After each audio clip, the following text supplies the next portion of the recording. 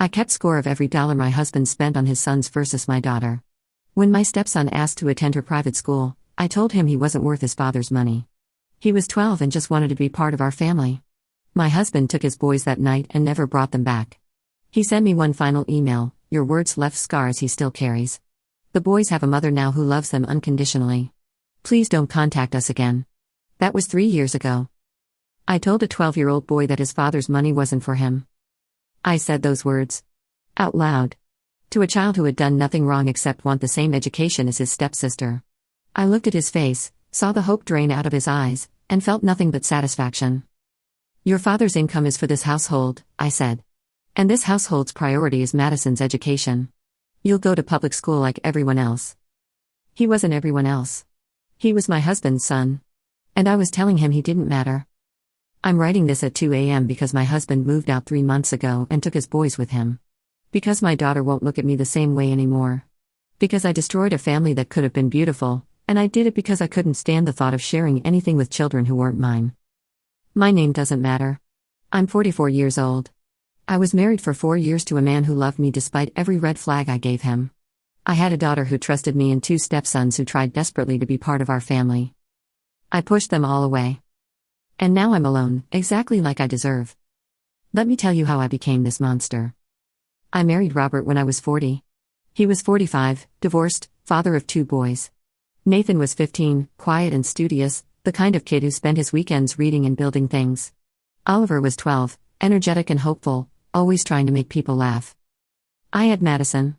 14 years old, my pride and joy, the center of my universe since her father walked out when she was 3. For 11 years, it had been just me and Madison. We were a team. A unit. Everything I did was for her. Every sacrifice, every late night, every decision. She was my whole world. When Robert came into my life, I told myself I was ready to expand that world. I was lying. Robert was wonderful. Successful financial consultant, generous, patient, absolutely devoted to his children. He'd fought for custody after his ex-wife developed a substance problem. He'd raised those boys largely on his own for 5 years before meeting me. He loved them fiercely. Unconditionally. The way I loved Madison. I should have seen that as beautiful. Instead, I saw it as competition. From the beginning, I kept mental tallies. How much Robert spent on his boys versus how much he spent on Madison. How much attention he gave them versus her. How much space they took up in a house I considered mine. I never said it out loud. Not at first. I just quietly resented them. Nathan was too quiet. I told myself he was cold, unfriendly, that he didn't like me. The truth was, he was a 15-year-old trying to navigate a new family dynamic while protecting his younger brother. Oliver was too loud. Too eager. Too present. He'd follow Madison around, trying to be her friend, and I'd feel irritated that he was taking her attention away from me. I wanted a husband. I didn't want his children. But Robert came as a package deal, and I convinced myself I could learn to love them. I never learned. The private school issue started 8 months into our marriage. Madison had been attending Westbrook Academy since 6th grade. It was expensive, prestigious, the kind of school that opened doors to elite colleges. I'd scraped and saved for years to afford it. It was the one thing I was proud of providing for her. When Robert and I merged households, his income transformed our finances. Suddenly, things that had been impossible were within reach. A bigger house. Better vacations. Security I'd never had before. And Oliver started asking about Westbrook. "Dad, do you think I could go to the same school as Madison? It looks really cool. They have a robotics team and a debate club and..." I overheard this conversation and my blood went cold. My school. My daughter's school. The one thing that was supposed to be just hers. Oliver wanted to take that too. I pulled Robert aside that night. "Oliver can't go to Westbrook." "Why not? We can afford it now." Both boys could transfer, actually. Nathan's been struggling socially at his school, and Oliver's so excited about the robotics program. Both boys? I couldn't hide my horror. "Robert, that school is for Madison. It's her thing." It could be their thing too. Siblings going to the same school. Building bonds. They're not siblings. They're step-siblings. There's a difference. Robert looked at me strangely. "They're all our children now. Madison is my child. Nathan and Oliver are yours." The words hung in the air. I should have heard how ugly they sounded. Should have recognized the line I was drawing. Instead, I doubled down. I've sacrificed everything to give Madison that education. I'm not going to dilute it by sending your boys there too. They have a perfectly good public school. They do. But Oliver's been begging for months. He sees Madison come home with stories about her friends, her teachers, her opportunities. He wants to be part of that. He can't be part of everything Madison has. She's worked hard for her place there. She was enrolled by her mother. She didn't earn her spot any more than Oliver would. That's not the point. Then what is the point? I couldn't say the real point. That I didn't want to share. That seeing Oliver happy at Madison's school would feel like losing something. That those boys already had Robert's love, and I couldn't stand them having anything else. The point is that your money should be going toward this household's priorities. And Madison's education is the priority. My money? Robert's voice went quiet. I thought we were building a life together. I thought my income was our income. It is. But I get to have a say in how it's spent. And I say it's not being spent on private school for your boys. We fought for 2 hours that night. Robert couldn't understand why I was being so rigid. I couldn't admit the real reason. In the end, he dropped it. He told Oliver that they'd revisit the conversation later. Oliver's face when Robert delivered the news. He didn't cry. He didn't yell. He just nodded, said okay, Dad, and went to his room. I felt like I'd won. I hadn't won anything. I just started a war I was destined to lose. 3 months later, Oliver brought it up again. We were at dinner. Madison was talking about an upcoming trip her school was taking to Washington, D.C., a leadership program.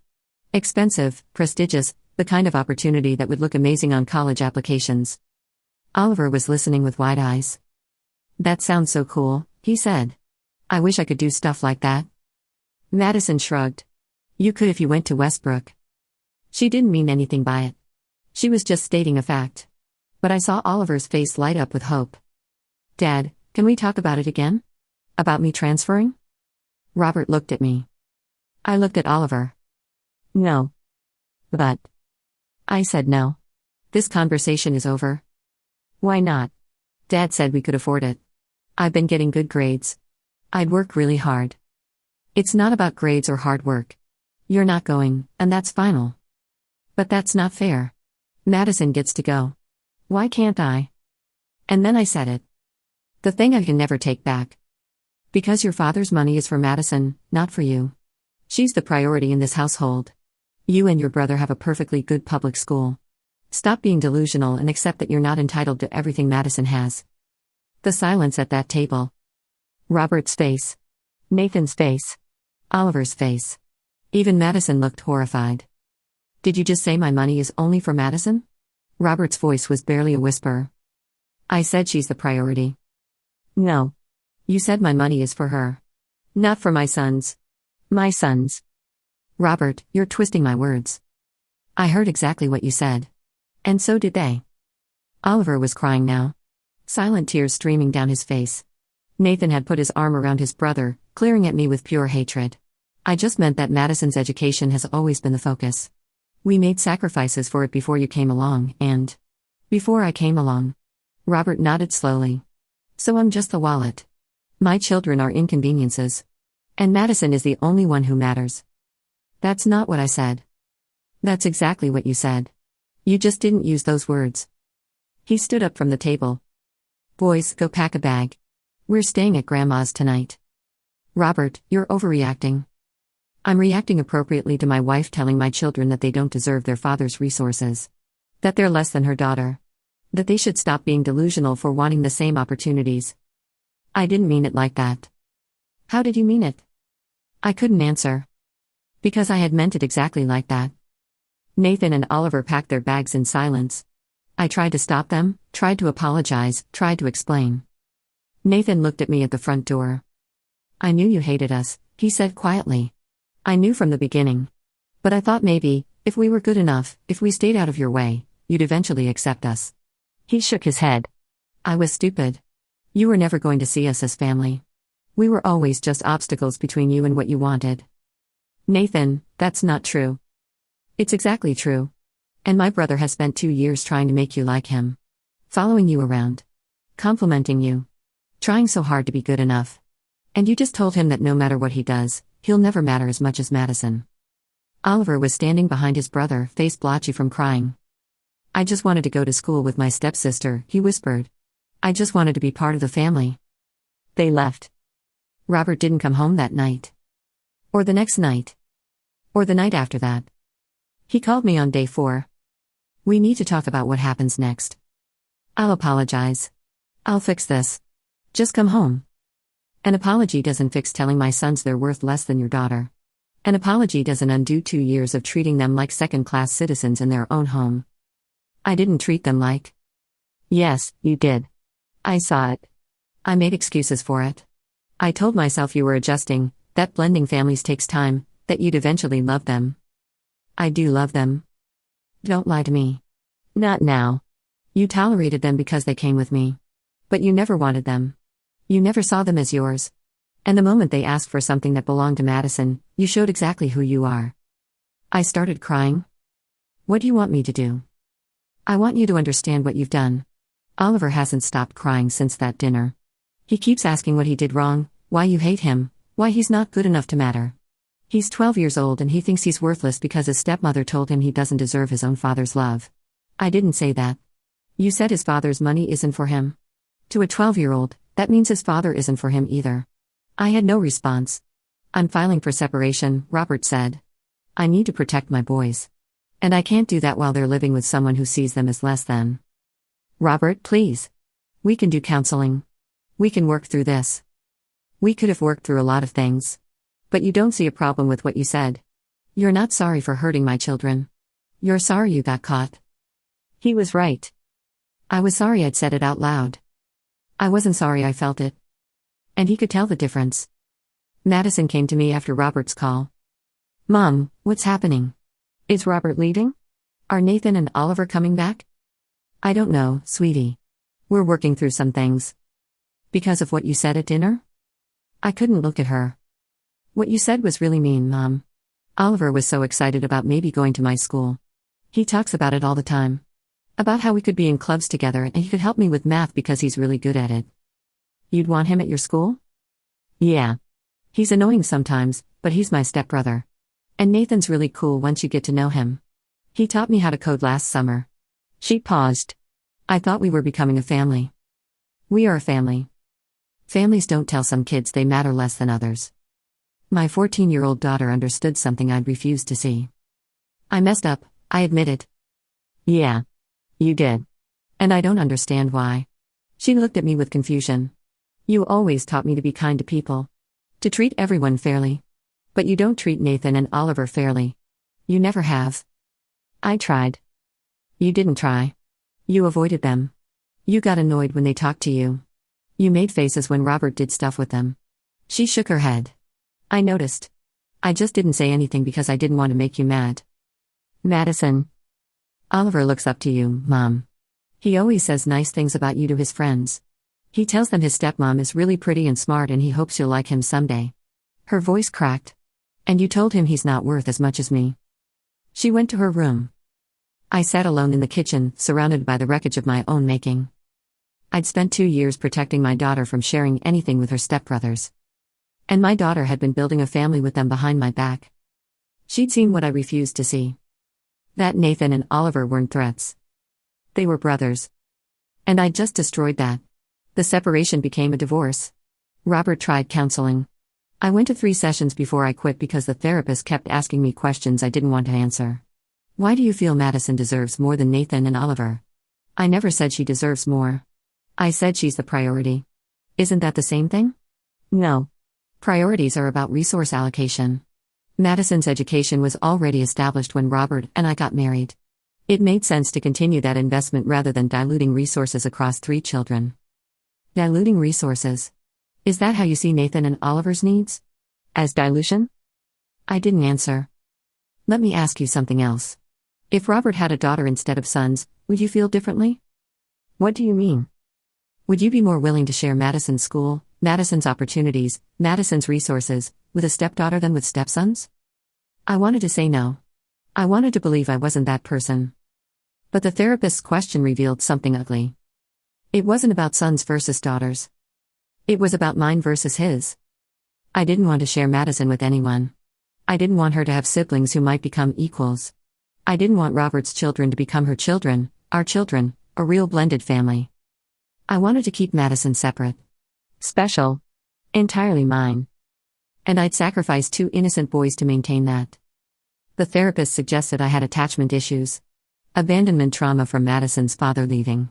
A need to control that manifested as exclusion. I stopped going to therapy because I didn't want to keep hearing the truth. The divorce was finalized 6 months after the dinner incident. Robert was generous. He didn't have to be. Under the circumstances, he could have made things difficult. But he wanted it over. He wanted his boys away from me. I kept the house because it was mine before the marriage. I kept my car, my savings, my dignity. I lost everything else. Robert got remarried 18 months later. I found out through Madison, who still saw Nathan and Oliver occasionally. They'd remained step-siblings in spirit even after the divorce. She'd go to Robert's house for dinners sometimes, text with the boys, maintain the relationship I tried to destroy. Robert's wife is really nice, Madison told me after one of these visits. She treats Nathan and Oliver like they're her own kids. She helped Oliver with his science fair project. She goes to all of Nathan's robotics competitions. I felt something twist in my stomach.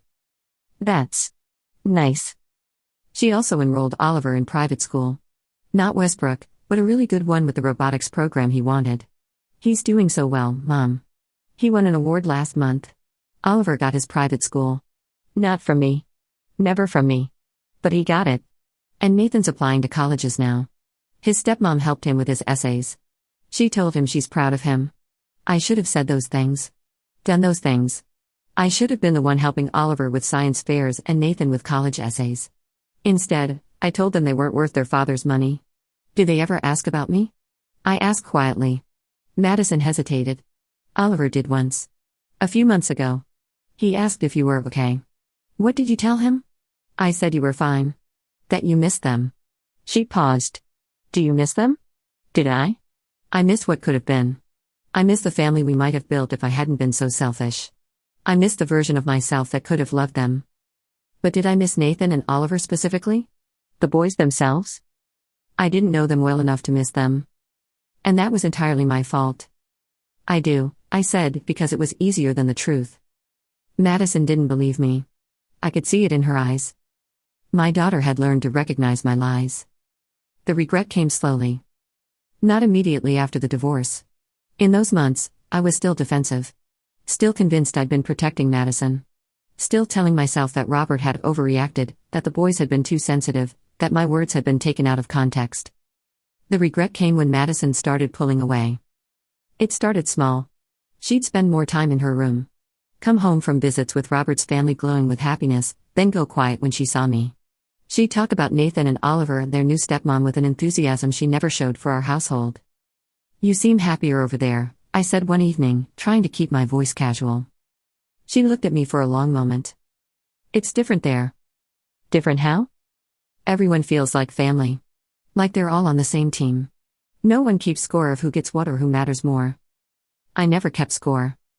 Mom, she sighed. You literally told Oliver that Dad's money was only for me. You kept score. Constantly. I was protecting you. From what? From having brothers? From being part of a bigger family? From having more people who loved me? I couldn't answer. I wanted them to be my brothers, Madison continued. I was an only child my whole life and suddenly I had 2 brothers, and it was amazing. Oliver is funny and Nathan is smart and they actually wanted to hang out with me even though I'm younger. You still see them? Not as much as I could have. Not as much as I would have if you'd just let us be a family. She shook her head. I used to be so proud of you, Mom. You raised me alone. You worked so hard. You were my hero. And now? Now I see you differently.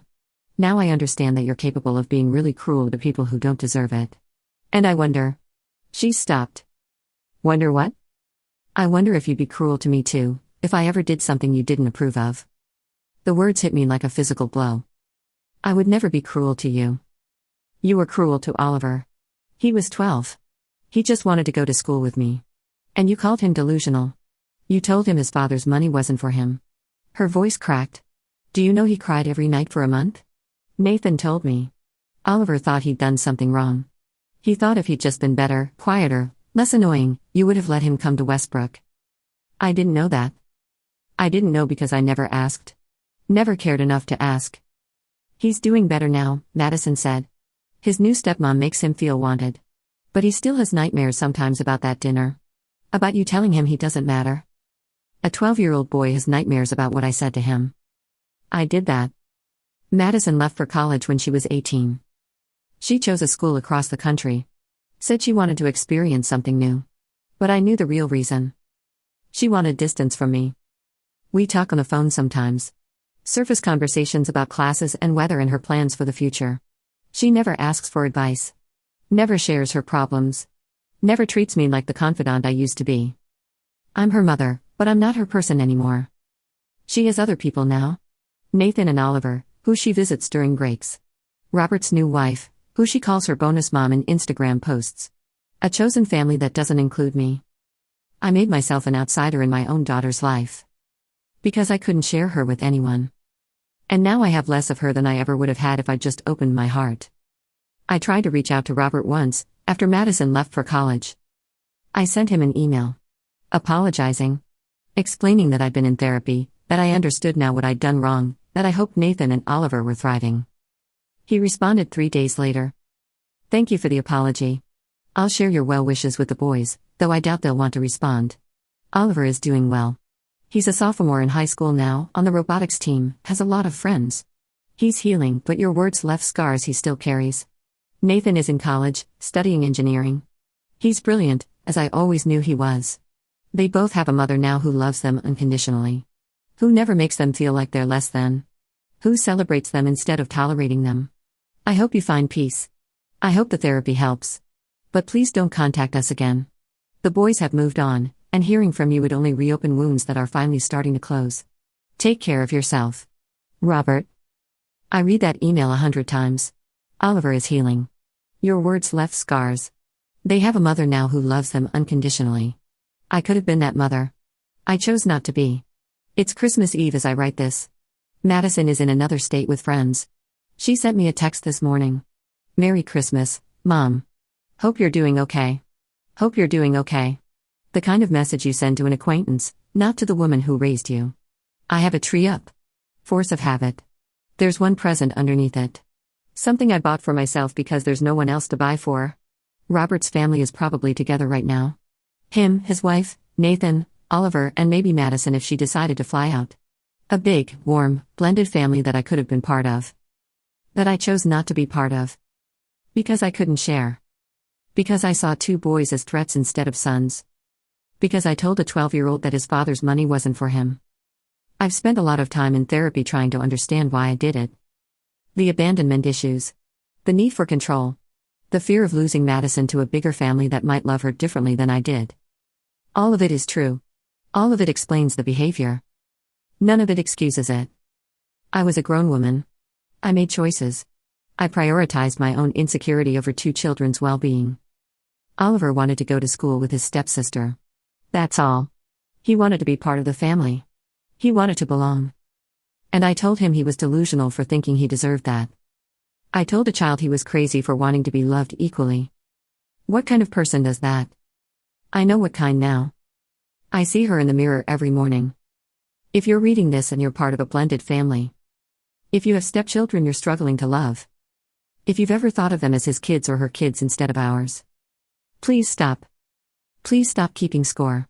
Please stop protecting your biological children from having siblings. Please stop making some children feel like they matter less. Because I promise you, they notice. They notice every imbalance, every favoritism, every moment when you choose your child over them. And they carry it forever. Oliver will be 17 this year. 17 years old and still carrying nightmares from what I said to him when he was 12. Nathan is in college. A brilliant engineering student with a bright future who knew from the beginning that his stepmother hated him. Madison is thriving. But not because of me. Despite me. She built her own family from the wreckage I created. She learned what real love looks like from watching Robert's new wife treat Nathan and Oliver as her own. She learned what conditional love looks like from watching me. I taught her the wrong lesson. And I'm spending every holiday alone as a consequence. Robert's money was never just for Madison. Robert's love was never just for Madison. But I tried to make it that way. And I lost everything because I couldn't understand that love isn't a finite resource. That sharing it doesn't diminish it. That families grow stronger when everyone belongs. I made myself an outsider. Now I'm living outside. And the view from here is nothing but regret. When you marry someone with children, you're not getting a partner with baggage. You're getting a family. A ready-made, already loving, built-in family that's offering you a place at their table. I had a seat at that table. Nathan and Oliver made room for me. Madison was building bridges I didn't even see. And I burned it all down because I couldn't stand the idea of sharing. Now I eat every meal alone. My daughter calls me out of obligation. My ex-husband remarried someone who understood what I never could, that there's always enough love. There's always enough room. I just couldn't see it because I was too busy hoarding what I had to notice how much more was being offered.